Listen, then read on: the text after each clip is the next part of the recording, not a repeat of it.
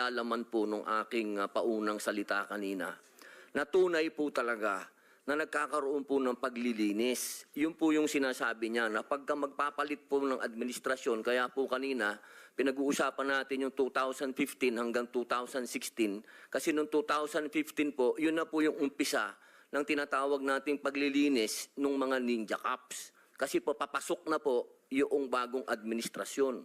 Yun po yung sinasabi ni Ma'am Cristina Gonzales na tunay po na nangyayari yan sa underworld.